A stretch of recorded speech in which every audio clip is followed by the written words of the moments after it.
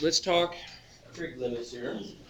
Remember yesterday I gave you, or the day before, I can't remember which day, I gave you the main special trig limit. It's this one, right? We said, you finish the statement here. The limit of sine theta over theta as theta approaches 0. That X should be X should be theta. Oh, you're right. Yeah, I got confused on this. Maybe it should actually. Okay, it's indeterminate, right? If I try to evaluate this limit directly, it's 0 over 0.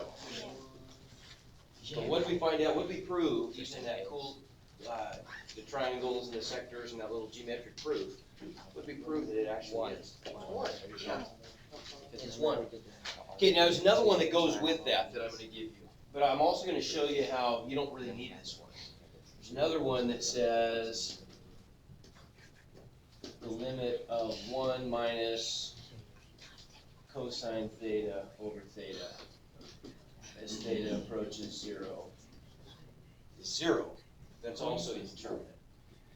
I honestly never really even remember that one, because if I ever run into a need for that one, it's very simple to get from here to here just using some trig stuff. And it's probably not a bad exercise to do, because it kind of gets you thinking about trig identities a little bit. So let's just real quick, let's just show how we can get from there to there. So if we end up with the limit of 1 minus cosine theta over theta as theta approaches 0, yeah, 0 over 0. Can you think of some algebra and trig stuff that maybe we could do to try to change this thing a little bit?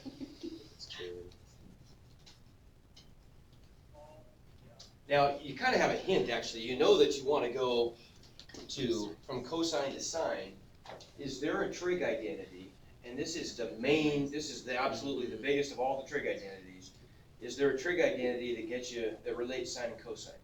I think you've even told me this. Sine squared plus cosine squared equals 1. There you go. Okay, good. And it's, everyone was jumping to say that one. I'm sure that's the one that you remember better than any of them. Sine squared plus cosine squared equals 1. So, and so if that's true, and you know, while we're at it, I'm going to take another quick little detour. I want to show you there's a couple others that come out of that one. If we get sine squared theta plus cosine squared theta equals 1. I'm so sorry. So, Mr. Remington is going to send the algebra 2 book to you, just because I need it back, so that I laid it on the front.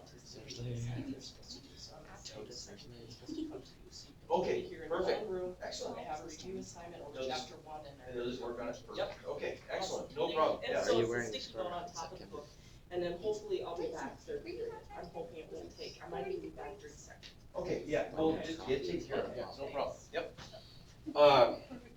Okay, so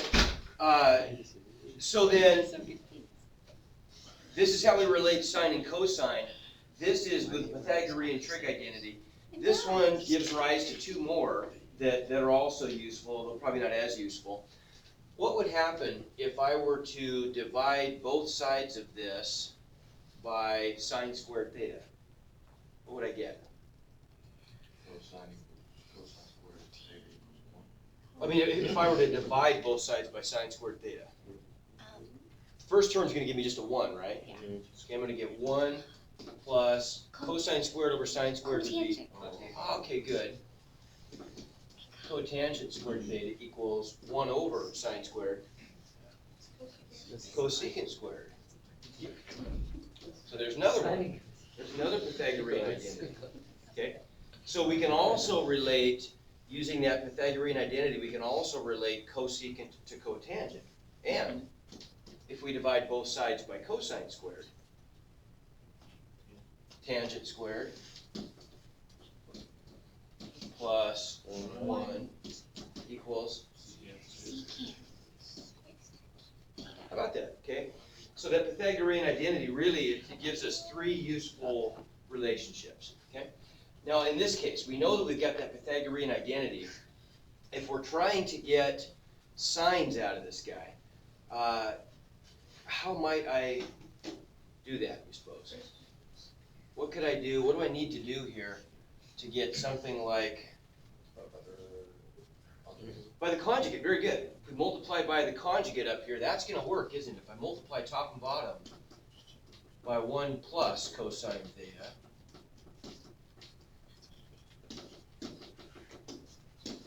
then on the top, look what I get. I'm multiplying conjugate, so I get first term squared, 1, minus second term squared, 1 minus cosine squared theta. Well, that's what I wanted, isn't it? That's just sine squared theta, right?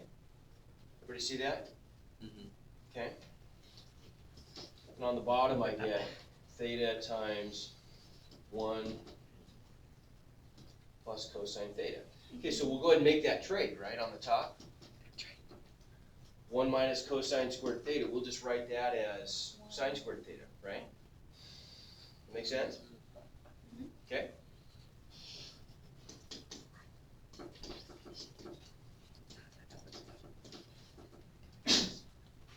Sine squared theta over theta.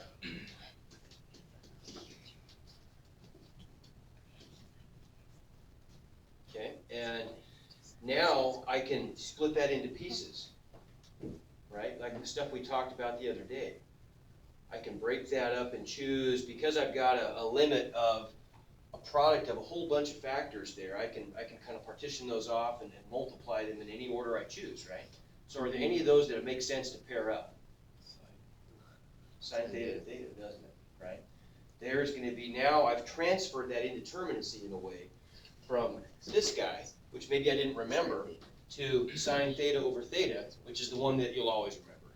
Okay, so I get the limit of sine theta over theta, which is 1, right? Times whatever's left over. Sine theta over 1 plus cosine theta.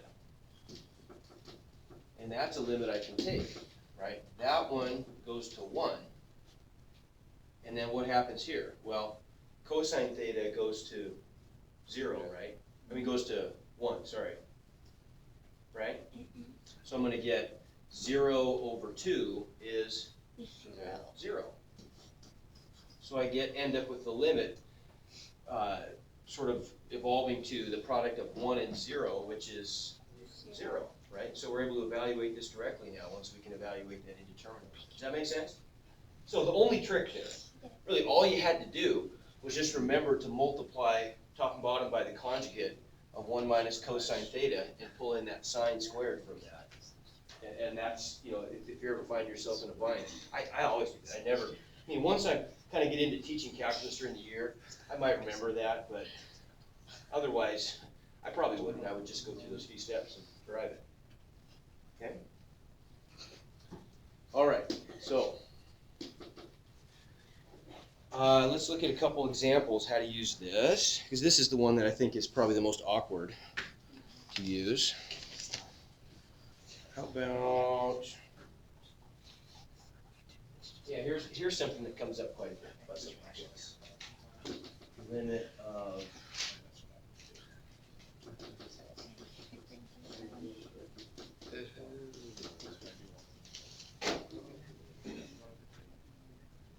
what do you think we're going to do with that?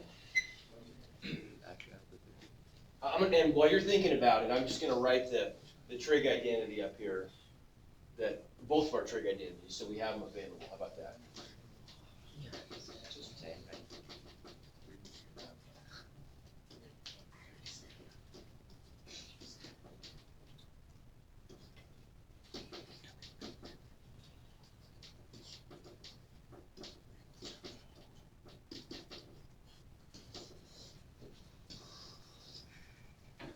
Okay, which of those is probably going to obviously come into play here? The top one. The top one. Does it fit exactly? No. Doesn't quite fit, does it? Not quite. What do we need to do to make it fit? Because the limit of sine theta over theta goes to 1 as theta approaches 0, right? Separate the 3 from the x. Okay, yeah, on the There. bottom, really, I could break this is a pretty simple one in a way, isn't it? I can split this up any way I want to. Why not just split it into a product of the limit of 1/3 and that? Does that make sense? Okay, so really, we're actually doing this. The limit of 1/3 as x approaches 0 times the limit of sine x over x as x approaches 0. But we'd never write it out that way. All we really have to do in terms of thinking about it and showing our work is this.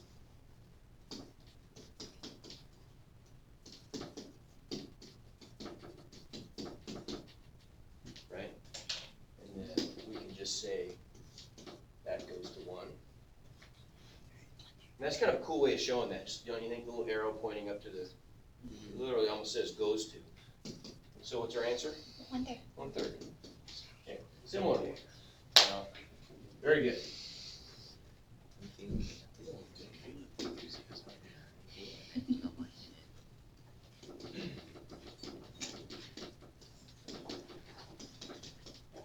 What about that one? It's a little different. Yep. It looks very similar. I would argue this one's a little trickier.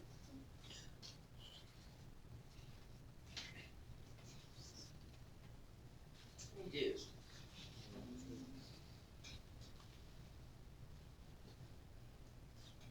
Take a second, your tables. Hash this out a little bit. So you can come up with a plan.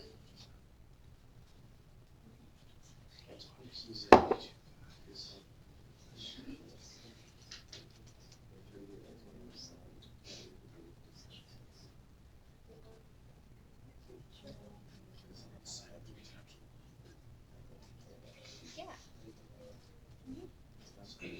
I think that makes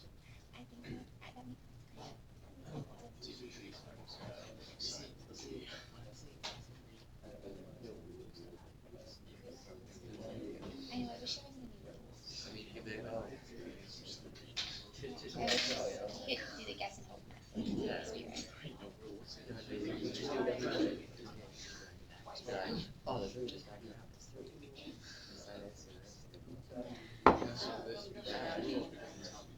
Take away the grades. Just leave. Anybody got an idea? It's 3?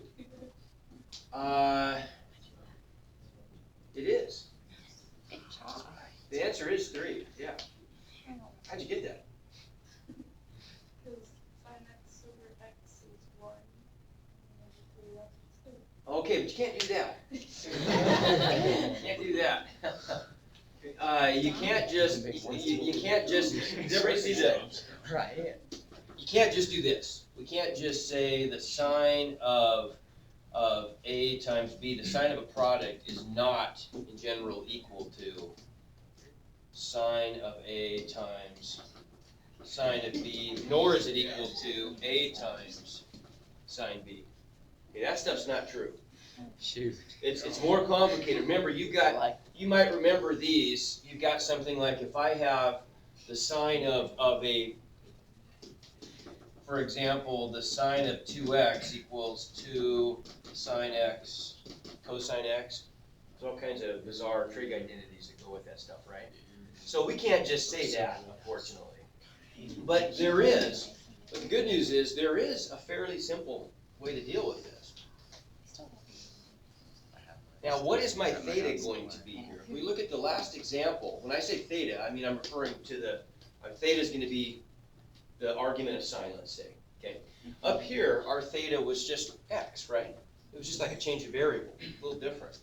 But down here, what's our theta? For the second example, it's 3x, right? And remember that when you're, and this might sound juvenile, but this is actually a good way to kind of think about functions. This is a composition of functions, right? It's a sine of the function 3x, right? Now, as far as the sine is concerned, it doesn't care a bit about how angles are being generated to feed it, because we're just going to feed a sine function angles, right? It doesn't care if it's coming from an x squared or a 3x or just an x. It makes no difference to the sine. It's just going to be given some numbers in the form of angles, and it'll spit out answers. But we can see, for the benefit of looking here inside the sine function, that it's actually a 3x that's generating those angles, right? So the 3x is the theta. That's what we're dealing with, right? So somehow we've got to, in order to match this form, what do I have to have on the bottom? I have to have a 3x, don't I? Because that's what the sign is dealing with, right? So how could I get a 3x on the bottom? Multiply by 3 over 3. Good. I got to multiply by 1, so I don't change anything. But I could multiply by 3 over 3, right? And I'm just going to absorb that 3 on the bottom into a theta, at least in my mind, right? And the 3 on top is just a 3. Okay, make sense? Now, there's one other problem here, though, that we got to resolve. Is there something that's nagging at you about this? Nothing. If I look at this top limit, I see 3 thetas. Sine theta over theta as theta goes to 0. Okay, what's the problem?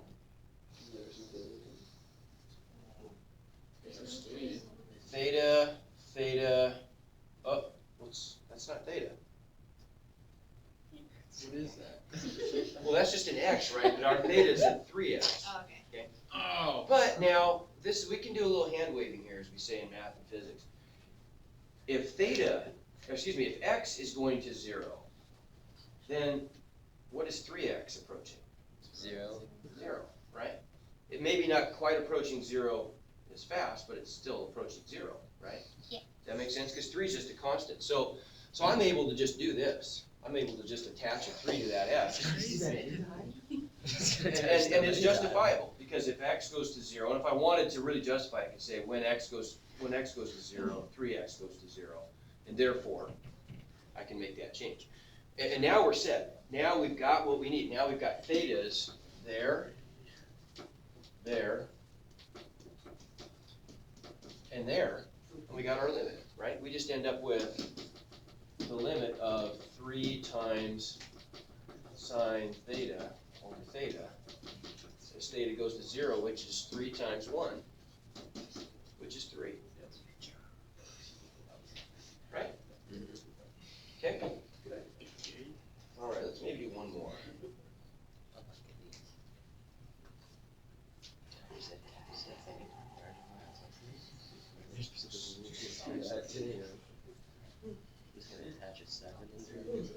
Okay, I'm going to throw something different at you.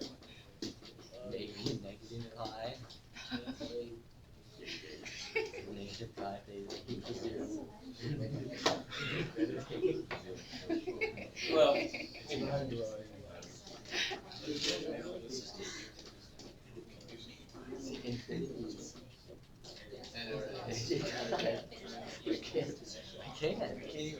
okay, try that one. Get with your groups and just try that one. Okay, you're gonna get plenty of opportunities to do stuff like this. At least you have a chance to think about it a little bit. Does anybody have some suggestions based on what they just did there? Good, okay, great idea.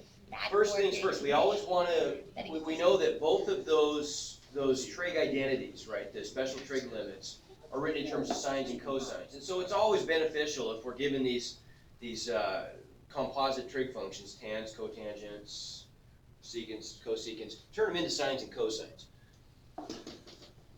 So if we take that tangent and turn it into sine over cosine, I just get sine squared x over cosine squared x, and I've got an x on the bottom also, right? Okay, so is there any way I can regroup that might make sense? Oh, sine x over x. Okay, good. Yeah, let's pull one of the sine x's out of the top and group it with the x on the bottom, and then maybe that'll get rid of our indeterminacy, right? So we got sine x over x, and then what's left over? Sine x over cosine squared. Okay, now let's just go ahead and try evaluating the limit directly and see what happens. So this one we know goes to 1. How about this guy? 0. 0 over 1. Okay, so that's okay. That one just goes to 0. So our answer is 0. Right? Okay, good. Here's So that's the kind of stuff you're gonna do with the trait stuff. Okay, new topic.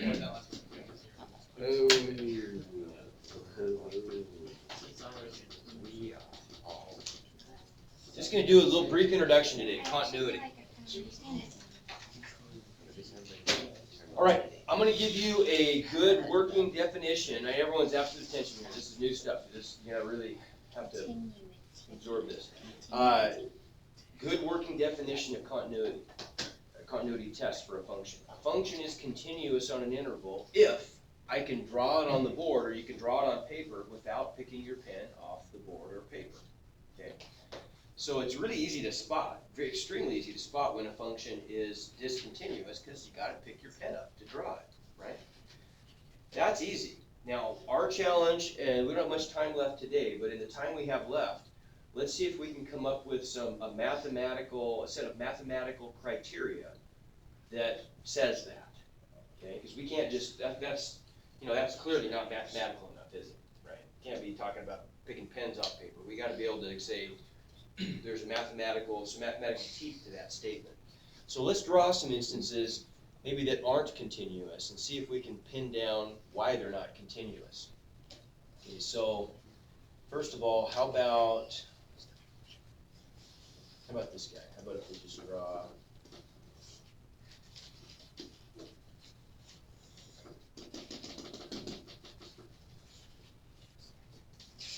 okay, so at x equals c, that's obviously discontinuous, right? Mhm. How come? So don't pick your pen up. Say it again. It doesn't have a limit. Doesn't have a limit. Okay. Is the function even defined there? Not defined, right? Make sense? Okay, so the function doesn't even exist there, right?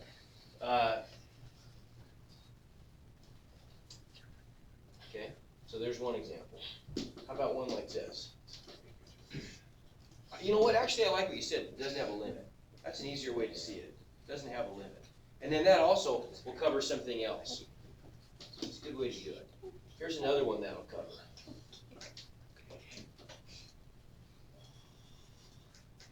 That guy, right? Where there's a jump in the function. Remember what we said about limits? The ants approaching from both sides have to anticipate stepping on the same place, right? Mhm. So the limit doesn't exist there either, does it? Right? So there's got to be one criterion is that the limit has to exist. The limit of the function at each point. So it's at this point C, in both cases, the limit didn't exist, and therefore, I had to pick my pen up. Okay, make sense? So there's one. Okay, how about this guy? I'm going to draw one where the limit does exist.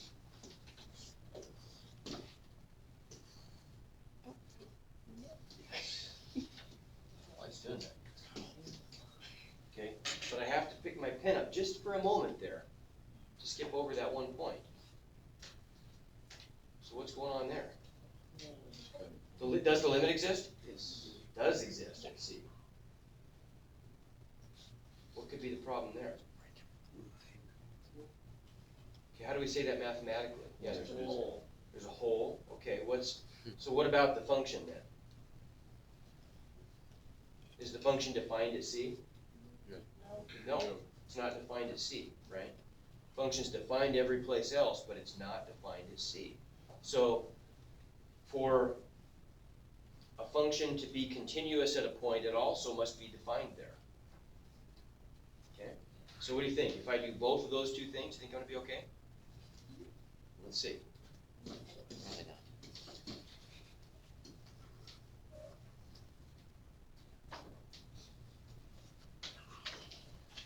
Does the limit exist? Yes. Yes. Does the function exist? Yeah. Is it defined? Let's see. Yeah, it is. So there's one last thing we need. How come that one, what's the problem there? Why did I have to pick my pen up? The limit exists, and the function is defined, but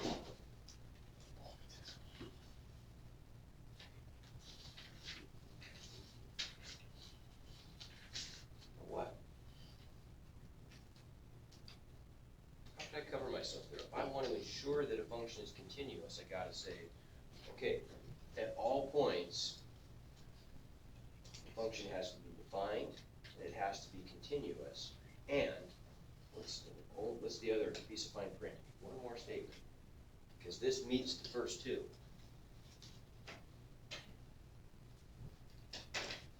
Where is the limit there?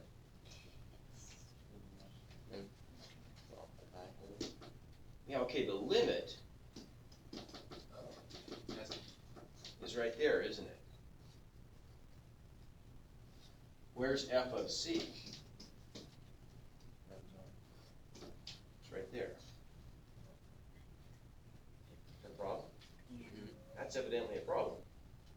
If the value of the limit and the value of the function differ, then I have to pick my pen up to draw that difference, right?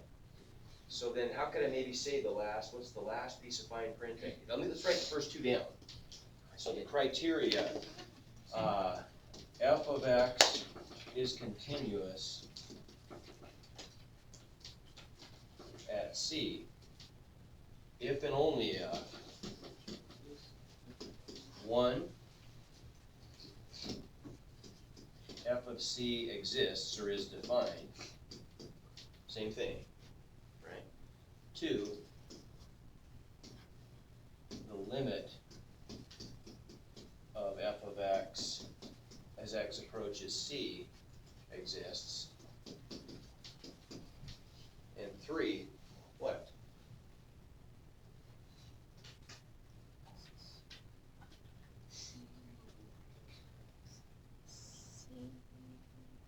The idea is, be brave. All points of the function must correspond to their limits. Okay, I mean, and so if we had to say that mathematically, and what we're able to say here, I like that. What we're able to say here is that if we can prove this for each point, C, then it's true for all points, right? So if we're interested in specifically an individual point for now, point C, these two could just be combined and say f of c equals the limit of f of x as x approaches c. So there's our third condition. Now I would argue that if you present the third condition, that's good enough because the third condition really presupposes the first two, doesn't it? Right? I mean, doesn't it, if you're going to make this statement, doesn't that assume that the function's defined at c, function exists there, and the limit exists there, if they have to be equal? And so really, I always tell people, just remember the third. Third is sufficient. Okay? So that's our mathematical way of ensuring that I don't have to pick my pen up. Okay? If on an interval, for all points on the interval, these criteria are met, then we'd say the function is continuous on that interval. Okay? All right, so that leads us into maybe one more thing for today, and then I think we're good. This notion of ants having to anticipate stepping on the same point from opposite sides. Now let's take a step function. Let's take this function. I'm going to introduce you to a new function. That's called greatest integer function. Sometimes you see it written like this. Okay. Does anybody know what that is? Have you ever seen that before? Okay, what that does, that function, very useful function, it says it's going to spit out the greatest integer that is less than or equal to x. Okay? The greatest integer that is less than or equal to x. So for example, what's the greatest integer function evaluated at 3.7? 3, right? What's the greatest integer function evaluated at 2? 2. 2. Good. What's the greatest integer function evaluated at negative 1.2?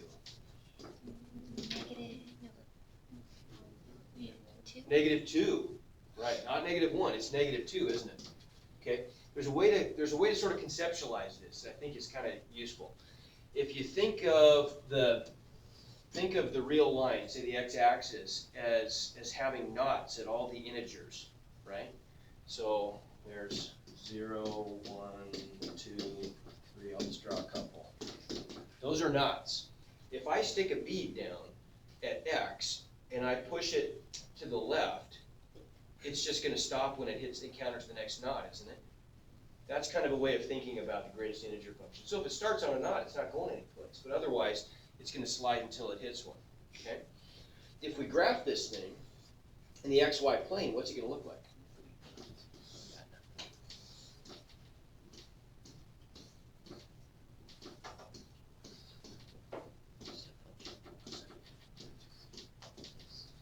So let's just connect the dots here. Let's think in terms of sort of like a t-table.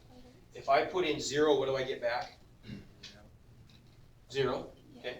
So if I put in 0.5, I get 0. If I put in 0.99999, I get 0. What if I put in 1? Ah, okay. It jumps up there, doesn't it? Right? If I put in 1.1, 1.2, 1.3, 1.4, 1.999992. So what's it going to look like? Steps. Yeah, it's an infinite staircase, isn't it? It's just going to look like that. I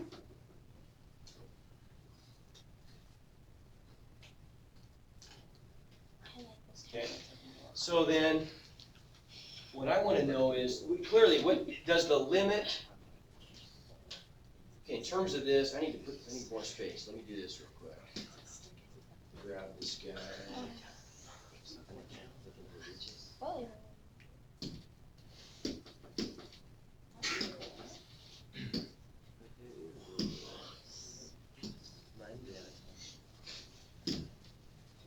Always makes it big though. Okay, so there's my greatest integer function. Okay, what's the limit of the greatest integer function of x as x approaches 2? So there's 2. Well, what do we say about limits? Both ants have to anticipate stepping on the same place, so is there a limit? No, it doesn't exist, does it, right? Okay, but it still might be useful to talk about this function in terms of limits. So what we can do instead is we can talk about one-sided limits. Okay, we could specify either the left ant or the right ant. Okay, if I want to talk about the left ant, I would say it this way.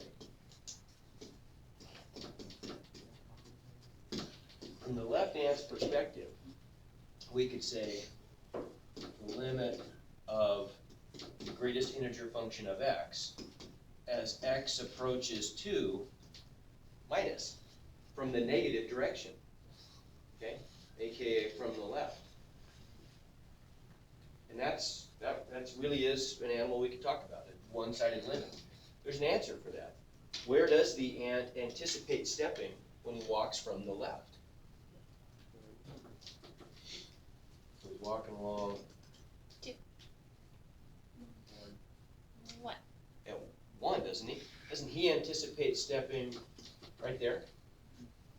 Turns out he's not going to end up there, but that's not what the limit is asking. It just wants to know where does he guess he's going to step, right? So that answer is 1, right? Now what about the other end, the right end? The right end, the limit of this weird function, the greatest integer of x. As x approaches 2, what do you suppose I say to indicate a right-handed limit? Plus sign. So from the positive direction. And what's his limit going to be? He walks backwards towards x equals 2. He anticipates a y value of 2. Yeah, he anticipates being right there. Okay? So one-sided limits are useful to us for many reasons. And we'll kind of extend that a little bit on Monday. But now that we have this concept of a two-sided limit, maybe we can even improve our definition of a one-sided limit, right? We said that the one-sided limit relies on both ants anticipating stepping on the same spot, right? So couldn't we really just sort of make it a little more mathematical and a little more ironclad if we just said something like, the existence of a two-sided limit depends on both of the one-sided limits existing and agreeing, right? So if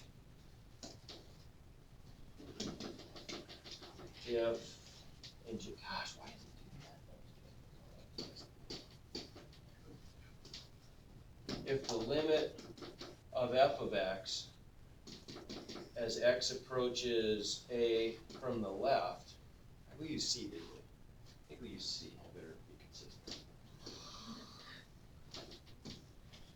Equals the limit of x as x approaches c from the right, then, oh, and both of those say equal L. Okay, they both equal the same thing. Then, the limit of x, f of x, as x approaches c is L. That just means two-sided limit, a regular limit. Okay, both the one-sided limits are the same, and it works out. Okay, make sense? Good place to stop. Now we're out of here at 48. Yeah. Okay. All right. I want to just take. Actually, you know what? I'm going to